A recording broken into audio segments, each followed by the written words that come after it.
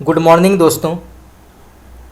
तो जैसे कि आप सब जानते हैं कि कल हमने हिंदी साहित्य एक वाक्य अभ्यास प्रश्न की शुरुआत की थी। कल हमने पहला क्लास किया था, आज दूसरा क्लास है और आज भी हम हिंदी साहित्य के 100 एक वाक्य प्रश्न उत्तर डिस्कस करेंगे जो विभिन्न प्रकार के प्रतियोगी परीक्षाओं में पूछा जा सकता है। तो चलिए शुरू करते हैं। पहला सवाल आज के क्लास का, संस्कार को नमस्कार रचना किसकी है? तो संस्कार को नमस्कार रचना के लेखक कौन है? तो इसके लेखक हैं कुसुम कुमार। कुसुम कुमार। चलिए आगे बढ़ते हैं। सुभाष गाताड़े द्वारा लिखी जीवनी पहाड़ से ऊंचा आदमी किसके जीवन पर आधारित है? तो फिर से पढ़ते हैं। सुभाष गाताड़े द्वारा लिखी जीवनी पहाड़ से ऊंचा आदमी, पहाड़ से ऊंचा आदमी किसके जीवन पर आधारित है? तो इसका सही उत्तर होगा आपका दशरथ मांझी। तो दशरथ मांझी के जीवन पर लिखा गया है पहाड़ से ऊंचा आदमी। तो आप इसको नोट कर सकते हैं, ये प्रश्न भी पूछा जा सकता है। चलिए आगे बढ़ते हैं। निराला रामकृष्ण मिशन द्वारा प्रकाशित पत्रिका समन्वय के संपादन कार्य से कब जुड़े? तो निराला रामकृष्ण मिशन द्वारा प्रकाशित पत्रिका समन्वय के संपादन कार्य से कब जुड़े? समय क्या है? तो इसका सही उत्तर होगा आपका 1922। तो 1922 में ये जुड़े थे। तो आप इसको नोट कर सकते हैं, ये प्रश्न भी कई बार एग्जाम में पूछा गया है। चलिए आगे बढ़ते हैं। निराला 1923 से 1924 में किस पत्रिका के संपादन मंडल में शामिल हुए? तो फिर से पढ़ते हैं। निराला 1923 से 1924 में किस पत्रिका के संपादन मंडल से शामिल हुए थे? तो इसका सही उत्तर होगा आपका मतवाला। मतवाला के साथ ये जुड़े थे। तो आप इसको नोट कर सकते हैं, ये प्रश्न भी कई बार एग्जाम में पूछा गया है। चलिए आगे बढ़ते हैं। सिस्तर का वास्ते रेखाचित्र किसका है? तो सिस्तर का वास्ते रेखाचित्र के लेखक कौन है? तो इसके लेखक हैं महादेवी वर्मा। महादेवी वर्मा। चलिए आगे बढ़ते हैं। किस उपन्यासकार को प्रेमचंद ने भारत का गोरकी कहा जाता है? तो किस उपन्यासकार को प्रेमचंद ने भारत का गोरकी कहा है? तो वो कौन से उपन्यासकार हैं? आप इसको नोट कर सकते हैं, ये प्रश्न आ सकता है एग्जाम में। तो इसका सही उत्तर होगा आपका जनेंद्र कुमार। तो मुंशी प्रेमचंद ने जनेंद्र कुमार को उपन्यास में भारत का गोरकी कहा है। तो आप इसको नोट कर सकते हैं। चलिए आगे बढ़ते हैं। किसने राष्ट्रभाषा के लिए हिंदुस्तानी नाम का समर्थन किया था? तो किसने जो है राष्ट्रभाषा के लिए हिंदुस्तानी नाम का समर्थन किया था? तो वो कौन है? तो इसका सही उत्तर होगा आपका पुरुषोत्तम टंडन। तो पुरुषोत्तम टंडन ने राष्ट्रभाषा के लिए हिंदुस्तानी नाम का समर्थन किया था। चलिए आगे बढ़ते हैं।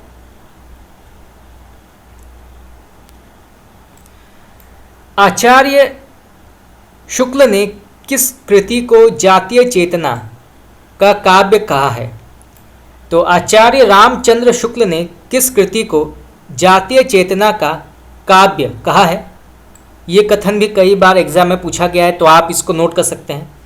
तो ये कहा है पृथ्वीराज रासो को।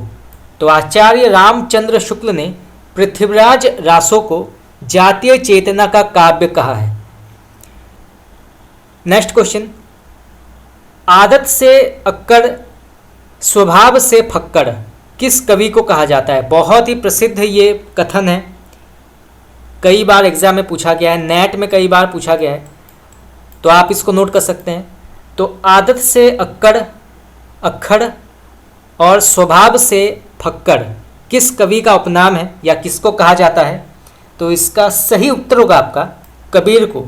तो ये जो है कबीर को कहा जाता है। चलिए आगे बढ़ते हैं।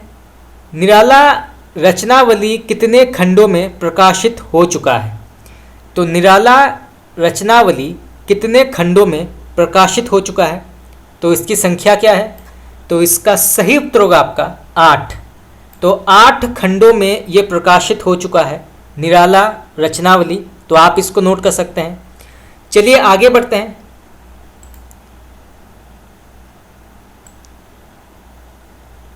तो यहाँ पे कुछ प्रसिद्ध रचनाओं के नाम दिए गए हैं और इनके लेखक कौन है ये बताना है। तो सबसे पहले नाम पढ़ते हैं। पहला आता है चारू चंद्र की चंचल किरणें, फिर ना हो ना निराश करो मन को, फिर अर्जुन की प्रतिज्ञा, फिर मनुष्यता, फिर प्रतिशोध, मुझे फूल मत मारो, निरख सखी ये खजन आए, सखी वे मुझसे कहकर जाते। रचनाएं किसकी है? बहुत ही प्रसिद्ध ये रचनाओं के नाम हैं। खास करके न हो ना निराश करो मन को ये कई बार पूछा गया है और सखी वे मुझसे कहकर जाते ये भी कई बार पूछा गया है। तो आप इन दोनों के नाम नोट कर लीजिए।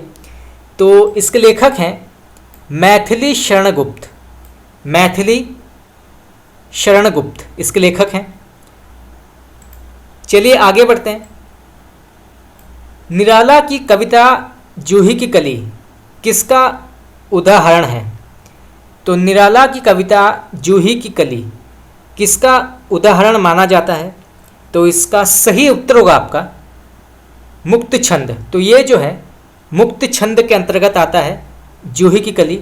और जूही की कली को महावीर प्रसाद द्विवेदी ने सरस्वती पत्रिका में छापने से इनकार कर दिया था और वापस भेज दिया था निराला की जूही की कली को। तो यहाँ से भी प्रश्न कई बार पूछा जाता है।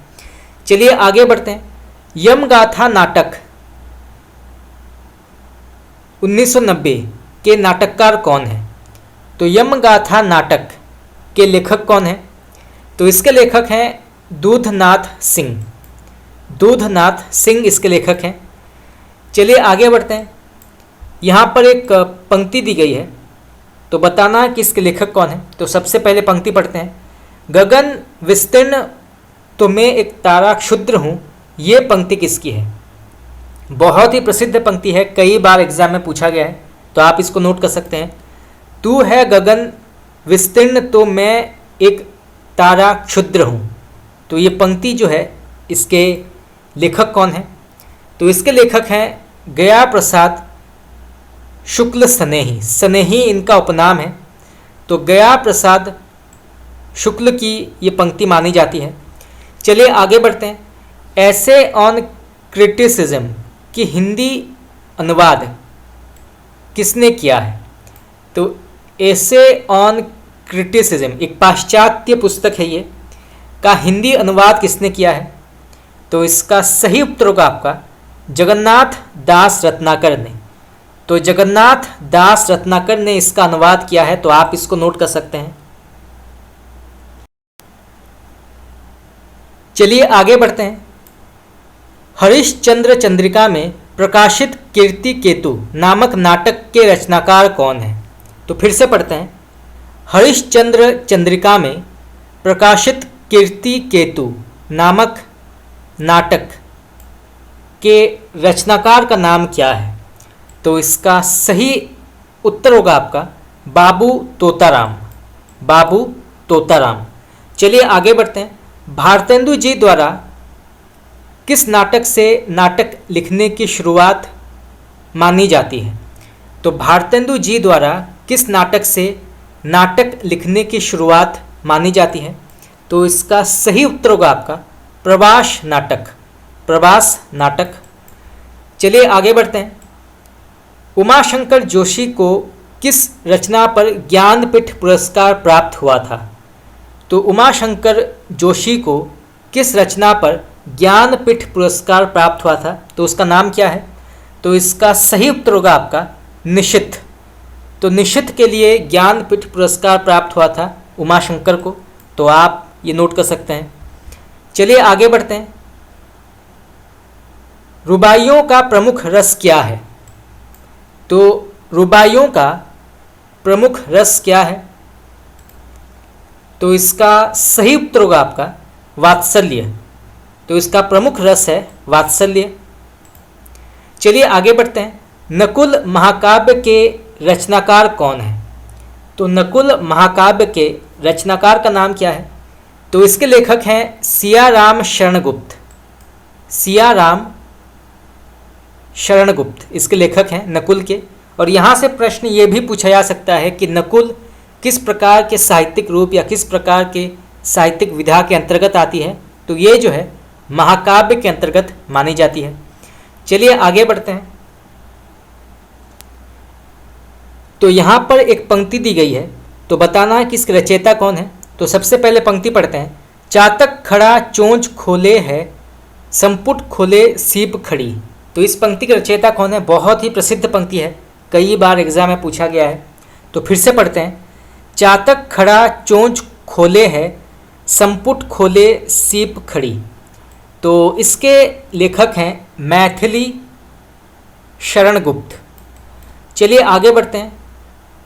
अधिकार खोकर बैठे रहना ये महा दुष्कर्म है, पंक्ति किस रचना से ली गई है? तो अधिकार खोकर बैठे रहना ये महा दुष्कर्म है, तो ये पंक्ति जो है किस रचना के अंतर्गत आती है? तो इसका सही उत्तर होगा आपका भारत भारती। तो ये जो है भारत भारती के अंतर्गत आती है, तो आप इसको नोट कर सकते हैं, ये भी कई बार पूछा गया है। चलिए आगे बढ़ते हैं। रामचरितमानस में ज्ञान दीपक कांड किसे कहा जाता है? आप इसको नोट कर सकते हैं। तो रामचरितमानस में ज्ञान दीपक कांड किसे कहा जाता है? तो इसका सही उत्तर होगा आपका उत्तरकांड। तो उत्तरकांड को जो है ज्ञान दीपक कांड भी कहा जाता है, तो आप इसको नोट कर सकते हैं। चलिए आगे बढ़ते हैं। लाज न लागत आपको दौरे आयहूँ नाथ, रत्नावली की ये पंक्ति कहाँ से ली गई है? बहुत ही प्रसिद्ध पंक्ति है। तो लाज न लागत आपको दौरे आयहूँ नाथ, तो ये पंक्ति कहाँ से ली गई है? तो इसका सही उत्तर होगा आपका रसबोधिनी। रसबोधिनी से ली गई है। और ये पंक्ति जो है ये गोस्वामी तुलसीदास की पत्नी ने कहा था, जब तुलसीदास जो हैं वो बिना किसी को बताए अपनी पत्नी के मायके चले जाते हैं, तो उनकी जो पत्नी है वो अपने मायके वालों के सामने जो है लज्जित होती हैं, और फिर वो तिरस्कार करते हुए तुलसीदास को ये कथन कहती है कि लाज न लाकत आपको दौरे आयहूँ नाथ। और वो कहती है कि आप राम नाम के साथ अगर जुड़ेंगे तो आपके लिए अच्छा है। और ये एक जो पंक्ति है या जो वाक्य है, ये गोस्वामी तुलसीदास को इतना अंदर से प्रभावित करता है कि वो संपूर्ण संसार से विरक्त हो जाते हैं, परिवार से दूर हो जाते हैं और राम नाम में अपना संपूर्ण जीवन जो है वो न्योछावर कर देते हैं। चलिए आगे बढ़ते हैं। यहाँ पर भी एक पंक्ति दी गई है, तो बताना है कि ये पंक्ति जो है किसके बारे में लिखा गया है। निरंकुश अति निडर रसिक जन रसना गायो। तो भक्तमाल में नाभादास ने ये किसके बारे में लिखा है? तो फिर से पढ़ते हैं। निरंकुश अति निडर रसिक जन रसना गायो। तो ये पंक्ति जो है किसके लिए लिखा गया है? तो इसका सही उत्तर होगा आपका मीराबाई के लिए। तो ये जो है मीराबाई के लिए लिखा गया है। और यहाँ से प्रश्न ये भी पूछा जा सकता है कि ये जो पंक्ति है ये किस ग्रंथ से लिया गया है? तो ये लिया गया है भक्तमाल से, जिसके लेखक हैं नाभादास। चलिए आगे बढ़ते हैं। वेदांती मिश्र किसका उपनाम है? तो वेदांती मिश्र किसका उपनाम माना जाता है? तो ये माना जाता है आचार्य केशव का। आचार्य केशव का वास्तविक नाम है वेदांती मिश्र, तो आप इसको नोट कर सकते हैं। चलिए आगे बढ़ते हैं। वेद में बखानी तीन लोक ठकुरानी है, ये प्रसिद्ध पंक्ति किसकी है? तो फिर से पढ़ते हैं। वेद में बखानी तीन लोक ठकुरानी है, तो ये प्रसिद्ध पंक्ति जो है इसके लेखक कौन है? तो इसके लेखक हैं सेनापति। सेनापति। चलिए आगे बढ़ते हैं। विधि किसका भेद है? तो विधि जो है ये किसका भेद माना जाता है? तो ये माना जाता है रूपक का। रूपक। चलिए आगे बढ़ते हैं। एक अचंभा देखा रे भाई ठाड़ा सिंह चेरावे गाई, किसकी पंक्ति है? तो फिर से पढ़ते हैं। एक अचंभा देखा रे भाई ठाड़ा सिंह चरावे गाई, तो ये किसकी पंक्ति है? तो इसके लेखक हैं कबीरदास। कबीरदास इसके लेखक हैं। चलिए आगे बढ़ते हैं। रूपक नाटक का भेदक तत्व क्या है?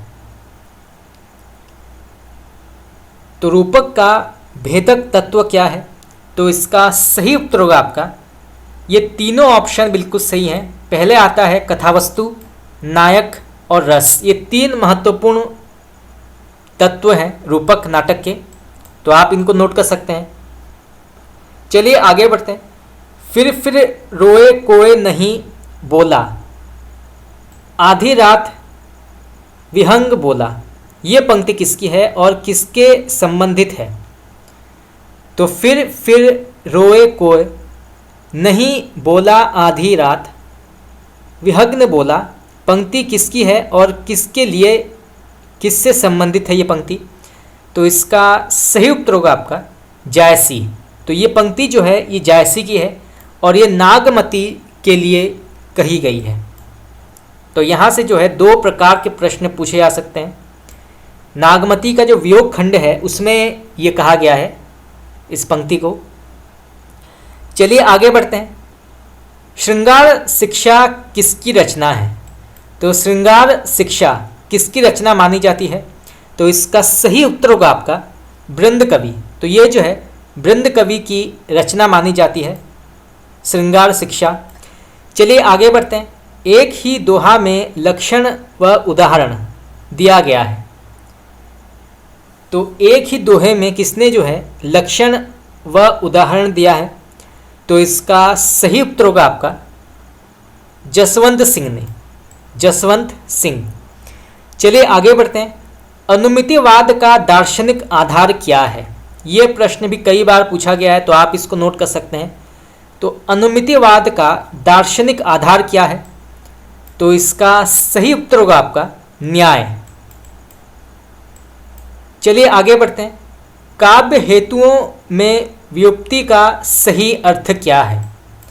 तो काव्य हेतुओं में व्युत्पत्ति का सही अर्थ क्या माना जाता है? तो इसका सही उत्तर होगा आपका लोक ज्ञान, लोक ज्ञान माना जाता है। इनमें से कौन मनोविश्लेषक से जुड़े विचारक नहीं है? तो इनमें से कौन जो है वो मनोविश्लेषक से जुड़े विचारक नहीं है?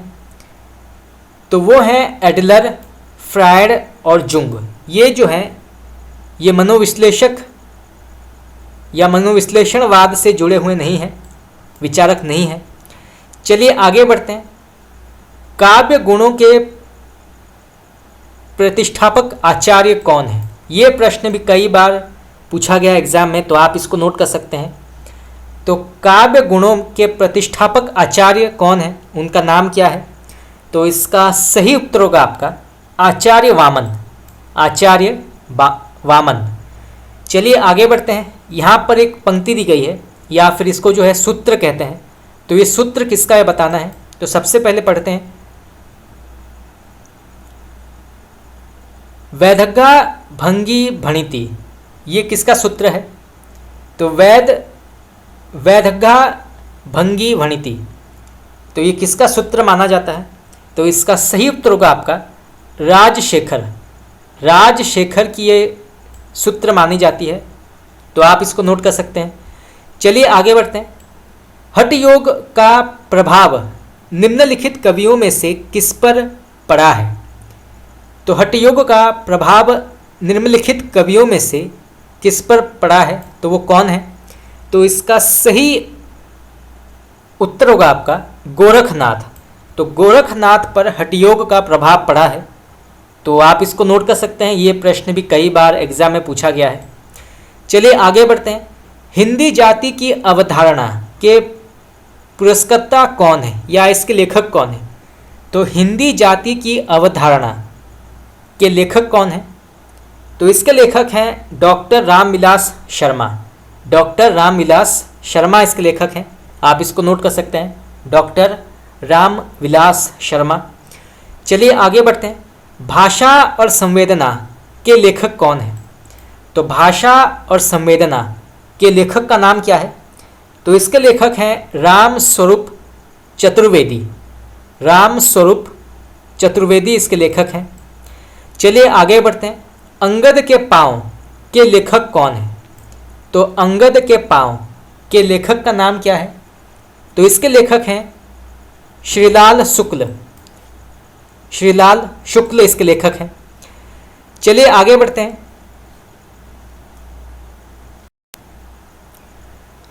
यहाँ पे प्रश्न पूछा गया है, कालीचरण किस उपन्यास का पात्र है? बहुत ही प्रसिद्ध पात्र है।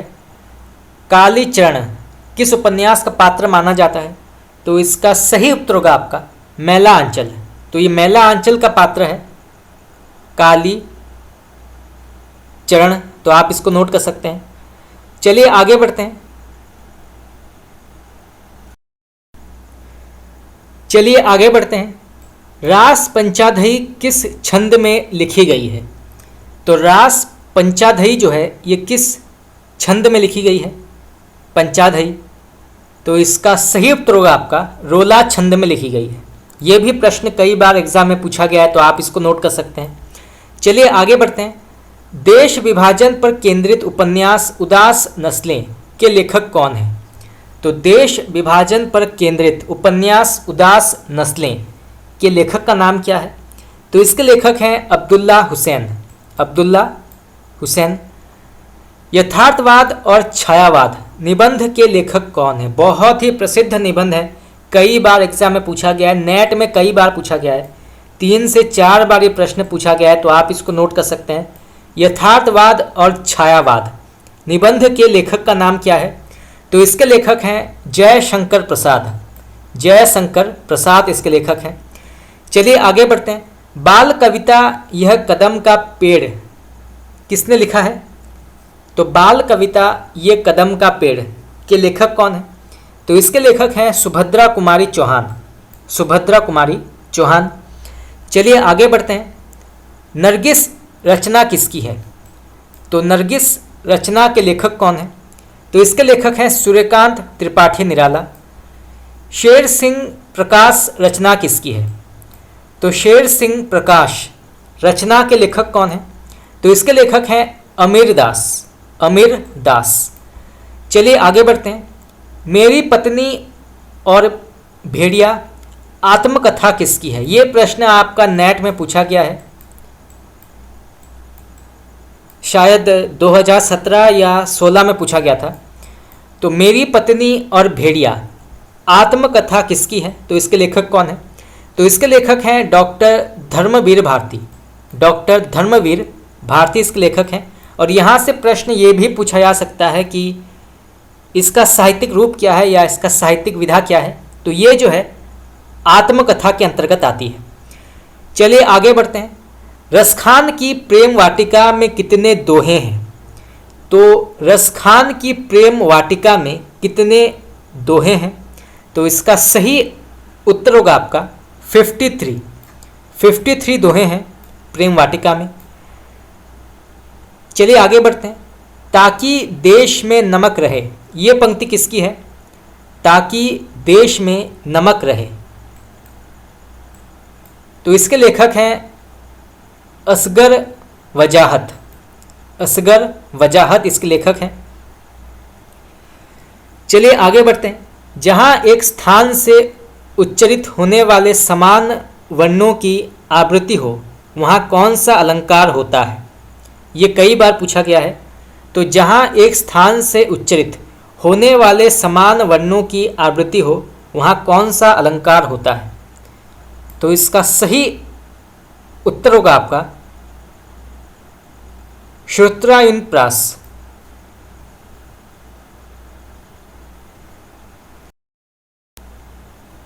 श्रुत्यनुप्रास कहा जाता है इसको, तो आप इसको नोट कर सकते हैं। चलिए आगे बढ़ते हैं। उर्दू शब्द किस भाषा का है? तो उर्दू शब्द जो है ये किस भाषा के अंतर्गत आता है? तो ये जो है तुर्की के अंतर्गत आता है। उजली नगरी चतुर राजा रचना किसका है? तो उजली नगरी चतुर राजा रचना के लेखक कौन है? तो इसके लेखक हैं मनु भंडारी। मनु भंडारी इसके लेखक हैं। चलिए आगे बढ़ते हैं।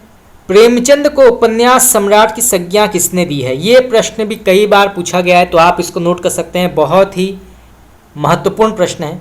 तो प्रेमचंद को उपन्यास सम्राट की संज्ञा किसने दी है, या ये उपाधि जो है किसने दी है? तो इसका सही उत्तर होगा आपका शरत चंद्र चट्टोपाध्याय ने। तो आप इसको नोट कर सकते हैं, शरत चंद्र चट्टोपाध्याय ने प्रेमचंद को उपन्यास सम्राट की उपाधि दी है। चलिए आगे बढ़ते हैं। आवाज़ों के रंग रचना किसकी है? तो आवाज़ों के रंग रचना के लेखक कौन है? तो इसके लेखक हैं नवोदित।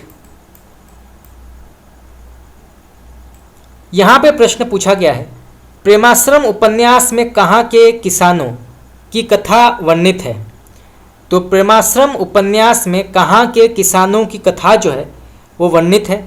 तो इसका सही उत्तर होगा आपका अवध। अवध के किसानों की कथा वर्णित है प्रेमाश्रम उपन्यास में। चलिए आगे बढ़ते हैं। यहाँ पे प्रश्न पूछा गया है, विश्व साहित्य में जब कभी भारतीय कहानियों की बात होगी तो प्रेमचंद के साथ जैनेंद्र को जरूर याद किया जाएगा। ये कथन किसका है? तो फिर से पढ़ते हैं। विश्व साहित्य में जब भी भारतीय कहानियों की बात होगी तो प्रेमचंद के साथ जैनेंद्र को जरूर याद किया जाएगा। बहुत ही प्रसिद्ध कथन है, एग्जाम में पूछा जा सकता है। तो इसके लेखक हैं डॉक्टर राम नामवर सिंह। तो डॉक्टर नामवर सिंह ने ये कथन कहा है, तो आप इसको नोट कर सकते हैं। चलिए आगे बढ़ते हैं। तपोभूमि उपन्यास ऋषभ चरण जैन ने किसके सहयोग से लिखा है? तो तपोभूमि उपन्यास जो है ऋषभ चरण जैन ने किसके सहयोग से लिखा है? वो कौन से लेखक हैं? तो इसका सही उत्तर होगा आपका जैनेंद्र कुमार। तो जैनेंद्र कुमार के सहयोग से तपोभूमि उपन्यास लिखा गया है, तो आप इसको नोट कर सकते हैं। और ये जो है उपन्यास विभाग के अंतर्गत आता है, तो यहाँ से भी 2 प्रकार के प्रश्न जो हैं आ सकते हैं। चलिए आगे बढ़ते हैं। गृह मंत्रालय से राजभाषा पर केंद्रित कौन सी पत्रिका प्रकाशित होती है? तो गृह मंत्रालय से राजभाषा पर केंद्रित कौन सी पत्रिका प्रकाशित होती है, उसका नाम क्या है? तो इसका सही उत्तर होगा आपका राजभाषा भारती। आप ये नाम नोट कर सकते हैं, ये भी कई बार पूछा गया है, राजभाषा भारती। चलिए आगे बढ़ते हैं। शब्द के संकोच का कथाकार किसे कहा जाता है? तो शब्द के संकोच का कथाकार किसे कहा जाता है? तो इसका सही उत्तर होगा आपका जैनेंद्र को। तो जैनेंद्र कुमार को जो है शब्द के संकोच का कथाकार कहा जाता है, तो आप इसको नोट कर सकते हैं। चलिए आगे बढ़ते हैं। हम निहारते रूप कांच के पीछे हाँफ रही है मछली, ये हम पहले पढ़ चुके हैं पहले के क्लास में। तो इस पंक्ति के लेखक हैं अज्ञे। चलिए आगे बढ़ते हैं। जैनेंद्र की रचना काम, प्रेम और परिवार किस विधा की मानी जाती है? तो जैनेंद्र की रचना काम, प्रेम और परिवार किस विधा की रचना मानी जाती है? तो इसका सही उत्तर होगा आपका निबंध। तो ये जो है निबंध के अंतर्गत आता है। चलिए आगे बढ़ते हैं। डॉक्टर ओकारनाथ त्रिपाठी ने किस काव्य आंदोलन को शुरू किया है? तो डॉक्टर ओकारनाथ त्रिपाठी ने किस काव्य आंदोलन को शुरू किया है? तो इसका सही उत्तर होगा आपका कैप्सूल कविता। तो कैप्सूल कविता नामक काव्य आंदोलन की शुरुआत की है डॉक्टर ओकारनाथ त्रिपाठी ने, तो आप इसको नोट कर सकते हैं। चलिए आगे बढ़ते हैं। प्रतिबद्ध हूँ, संबंध हूँ, आबद्ध हूँ, ये किस कवि की घोषणा है? तो प्रतिबद्ध हूँ, संबद्ध हूँ और आबद्ध हूँ, ये किस कवि की घोषणा है, किस कवि की घोषणा मानी जाती है? तो इसका सही उत्तर होगा आपका नागार्जुन। नागार्जुन की घोषणा है ये। चलिए आगे बढ़ते हैं। दाल रे किसका छद्म नाम है? तो दाल रे किसका छद्म नाम है, वो कौन है? तो इसका सही उत्तर होगा आपका यशपाल। अपरूप का कवि किसे कहा जाता है? ये प्रश्न भी आपका नेट में कई बार पूछा गया है और विभिन्न प्रकार के टीजीटी पीजीटी परीक्षाओं में भी पूछा गया है, तो आप इसको नोट कर सकते हैं। तो अपरूप का कवि किसे कहा जाता है? तो इसका सही उत्तर होगा आपका विद्यापति। विद्यापति को कहा जाता है। नकेनवाद के कवि किस राज्य के थे? तो नकेनवाद के कवि किस राज्य के अंतर्गत आते हैं? तो इसका करेक्ट आंसर होगा आपका बिहार। तो ये सभी जो हैं ये बिहार के अंतर्गत आते हैं। चलिए आगे बढ़ते हैं। अहचरज देखे सुने विस्मय बाढ़त चित्त पंक्ति किसकी है? तो अचरज देखे सुने विस्मय बाढ़त चित्त, तो ये पंक्ति किसकी है? तो इसके लेखक हैं भिखारी दास। भिखारी दास इसके लेखक हैं। प्रेमचंद एक विवेचना कृति किसकी है? तो प्रेमचंद एक विवेचना कृति के लेखक कौन है? तो इसके लेखक हैं इंद्रनाथ मदान। इंद्रनाथ मदान इसके लेखक हैं। चलिए आगे बढ़ते हैं। नाथ में रसायनी कौन थे? तो नाथों में रसायनी कौन माने जाते हैं? ये प्रश्न भी कई बार पूछा गया है, तो आप इसको नोट कर सकते हैं। तो इसका सही उत्तर होगा आपका नागार्जुन। तो नागार्जुन को जो है नाथों में रसायनी कहा जाता है। चलिए आगे बढ़ते हैं। भोलानाथ तिवारी के अनुसार हिंदू शब्द का प्रथम प्रयोग किस कृति में मिलता है?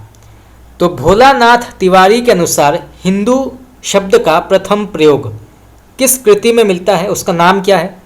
तो इसका सही उत्तर होगा आपका निशित चूर्णी। तो निशित चूर्णी में सबसे पहले हिंदू शब्द का प्रयोग मिलता है भोलानाथ तिवारी के अनुसार। चलिए आगे बढ़ते हैं। साहित्यिक अपभ्रंश को पुरानी हिंदी किसने कहा है? ये प्रश्न भी कई बार पूछा गया है। तो साहित्यिक अपभ्रंश को पुरानी हिंदी किसने कहा है? तो इसका सही उत्तर होगा आपका राहुल सांस्कृतायन। तो राहुल सांस्कृतायन ने जो है साहित्यिक अपभ्रंश को पुरानी हिंदी कहा है। चलिए आगे बढ़ते हैं। आशु अनुवाद का दूसरा नाम क्या है? तो आशु अनुवाद का दूसरा नाम क्या है? तो इसका दूसरा नाम है वार्तानुवाद। वार्तानुवाद। यहाँ पे प्रश्न पूछा गया है साहित्य सर्जन का आधारभूत तत्व क्या है? तो साहित्य सर्जन का आधारभूत तत्व क्या है? तो इसका सही उत्तर होगा आपका मनोभाव। मनोभाव जो है यह साहित्य सर्जन का आधारभूत तत्व माना जाता है। चलिए आगे बढ़ते हैं। पर्यावरण संरक्षण पुस्तक किसका है? तो पर्यावरण संरक्षण पुस्तक के लेखक कौन है? तो इसके लेखक हैं सुखदेव प्रसाद। सुखदेव प्रसाद इसके लेखक हैं पर्यावरण संरक्षण। चलिए आगे बढ़ते हैं। पार उत्तरी कहाँ जाई हो किस विधा के अंतर्गत आती है? तो पार उत्तरी कहाँ जाई हो किस विधा की रचना मानी जाती है? तो इसका सही उत्तर होगा आपका यात्रा। यात्रा के अंतर्गत आती है ये। कवियों में सौम्य संत पुस्तक किसकी है? तो कवियों में सौम्य संत पुस्तक किसकी मानी जाती है? तो इसके लेखक हैं हरिवंश राय बच्चन। हरिवंश राय बच्चन इसके लेखक हैं। चलिए आगे बढ़ते हैं। लिखनावली के लेखक कौन है? तो लिखनावली के लेखक का नाम क्या है? तो इसके लेखक हैं विद्यापति। विद्यापति। चलिए आगे बढ़ते हैं। यहाँ पे प्रश्न पूछा गया है अजनबीपन के लिए प्रचलित शब्द क्या है? तो अजनबीपन के लिए प्रचलित शब्द क्या है? तो इसका सही उत्तर होगा आपका अकेलापन, आत्मनिर्वासन और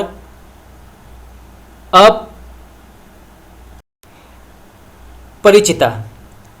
तो आप इसको नोट कर सकते हैं, अकेलापन, आत्मनिर्वासन और अपरिचिता।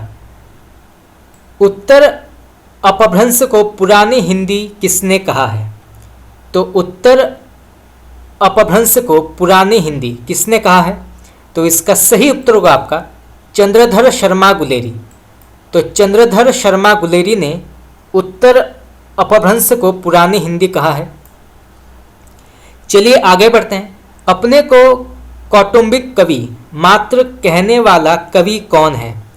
तो अपने को कौटुंबिक कवि मात्र कहने वाला कवि कौन है? तो इसका करेक्ट आंसर होगा आपका मैथिली शरण गुप्त। तो मैथिली शरण गुप्त ने स्वयं को कौटुंबिक कवि मात्र कहा है। चलिए आगे बढ़ते हैं। किस विदेशी विद्वान ने हिंदी का व्याकरण सबसे पहले लिखा है? तो किस विदेशी विद्वान ने हिंदी का व्याकरण सबसे पहले लिखा है? तो वो कौन है? तो इसका सही उत्तर होगा आपका जोशुआ केटलर। तो जोशुआ केटलर ने सबसे पहले हिंदी का ग्रामर लिखा है। तो आप इसको नोट कर सकते हैं। चलिए आगे बढ़ते हैं। स्त्री पाठ पर बल किसमें दिया गया है? तो स्त्री पाठ पर बल किसमें दिया गया है? तो इसका सही उत्तर होगा आपका स्वच्छंदतावाद। तो स्वच्छंदतावाद में स्त्री पाठ पर बल दिया गया है। चलिए आगे बढ़ते हैं। उर्वशी चंपू के लेखक कौन है? तो उर्वशी चंपू काव्य के लेखक कौन है? तो इसके लेखक हैं जयशंकर प्रसाद। चलिए आगे बढ़ते हैं। गद्य के नए आयाम रचना के लेखक कौन है? तो गद्य के नए आयाम रचना के लेखक कौन है? तो इसके लेखक हैं ओम प्रकाश सिंघल। चलिए आगे बढ़ते हैं। यथार्थवाद और छायावाद निबंध के लेखक कौन है? तो इसके लेखक हैं जयशंकर प्रसाद। लाहौर से निकलने वाली विश्वबंधु पत्रिका के संपादक कौन थे? तो लाहौर से निकलने वाली विश्वबंधु पत्रिका के संपादक का नाम क्या है? तो इनका नाम है मुक्तिबोध। मुक्तिबोध। चलिए आगे बढ़ते हैं। आधुनिकता बोध के नाटककार कौन है? तो आधुनिकता बोध के नाटककार का नाम क्या है? तो इसका सही उत्तर होगा आपका लक्ष्मीकांत वर्मा। लक्ष्मीकांत वर्मा। चलिए आगे बढ़ते हैं। नीलाम घर किसका नाटक है? तो नीलाम घर नाटक के लेखक कौन है? तो इसके लेखक हैं राजेंद्र कुमार शर्मा। और यहाँ से प्रश्न ये भी पूछा जा सकता है कि नीलाम घर किस प्रकार के साहित्यिक रूप के अंतर्गत आती है? तो ये जो है नाटक के अंतर्गत मानी जाती है। घायल शहर की एक बस्ती कहानी के लेखक कौन है? तो घायल शहर की एक बस्ती कहानी के लेखक का नाम क्या है? तो इसके लेखक हैं मोहनदास निमिष राय। तो आप इसको नोट कर सकते हैं। और ये जो है ये कहानी विधा के अंतर्गत आती है, घायल शहर की एक बस्ती। चलिए आगे बढ़ते हैं। नूतन ब्रह्मचारी उपन्यास के रचनाकार कौन है? तो नूतन ब्रह्मचारी उपन्यास के रचनाकार का नाम क्या है? तो इसके लेखक हैं बालकृष्ण भट्ट। बालकृष्ण भट्ट। और ये जो है उपन्यास विधा के अंतर्गत आती है। ये प्रश्न भी कई बार TGT, PGT, NET, KVS, NVS में पूछा गया है। और यहाँ से भी जो है 2 प्रश्न पूछे जा सकते हैं। चलिए आगे बढ़ते हैं। तुलसीदास की किस रचना में संतों महंतों के रचना वर्णित हैं?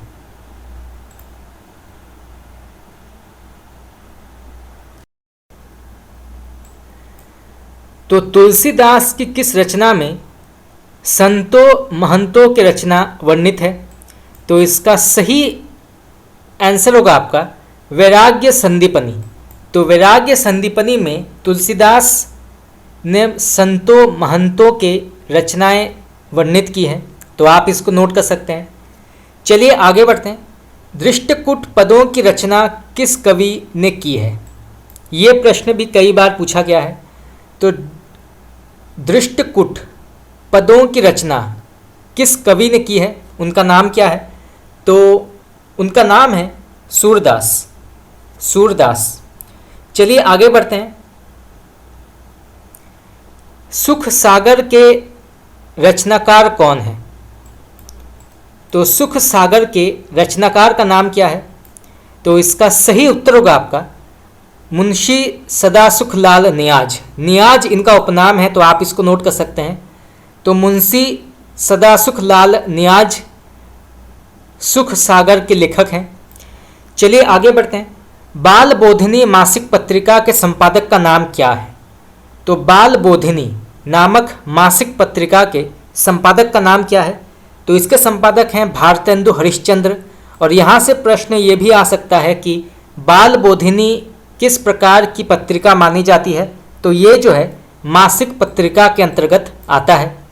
चलिए आगे बढ़ते हैं। जयवर्धन नाटक के लेखक कौन है? तो जयवर्धन नाटक के लेखक का नाम क्या है? तो इसके लेखक हैं डॉक्टर राम कुमार वर्मा। डॉक्टर राम कुमार वर्मा। चलिए आगे बढ़ते हैं। मुकुल नामक कविता संग्रह किस रचनाकार का है? तो मुकुल नामक कविता संग्रह किस रचनाकार का है? ये प्रश्न भी आपका नेट में पूछा गया था। तो इसके लेखक हैं सुभद्रा कुमारी चौहान। चलिए आगे बढ़ते हैं। चक्कर क्लब के रचनाकार कौन है? तो चक्कर क्लब के रचनाकार का नाम क्या है? तो इसके लेखक हैं यशपाल। यशपाल। चलिए आगे बढ़ते हैं। चेखव एक इंटरव्यू किसकी रचना मानी जाती है? तो चेखव एक इंटरव्यू किसकी रचना मानी जाती है? तो इसके लेखक हैं राजेंद्र यादव। राजेंद्र यादव इसके लेखक हैं। चलिए आगे बढ़ते हैं। एही रूप शक्ति और शिव, एही रूप त्रिभुवन कर जीव काव्य पंक्ति किस कवि की मानी जाती है? ये प्रश्न भी आपका नेट में पूछा गया था और विभिन्न प्रकार के जो टीजीटी और पीजीटी परीक्षाएं हैं उसमें भी ये पूछा जा सकता है। बहुत ही प्रसिद्ध कथन है, पंक्ति है। तो एही रूप शक्ति और शिव, एही रूप त्रिभुवन कर जीव काव्य पंक्ति किस कवि की मानी जाती है? तो इसका सही उत्तर होगा आपका मंझन। तो मंझन इसके लेखक हैं, आप इसको नोट कर सकते हैं। तो दोस्तों इसी के साथ हमारा आज का क्लास यहाँ पे समाप्त हुआ। आज हमने कुछ और 101 वाक्य प्रश्न की आज हमने चर्चा की। आगे और भी हम बहुत सारे प्रश्न उत्तर डिस्कस करेंगे जो बहुत ही महत्वपूर्ण हैं और विभिन्न प्रकार की प्रतियोगी परीक्षाओं में ये पूछा जा सकता है। तो आज के लिए इतना ही। अगर आप लोगों को मेरा क्लास पसंद आया तो आप मुझे कमेंट करके बता सकते हैं। आपका बहुत बहुत धन्यवाद।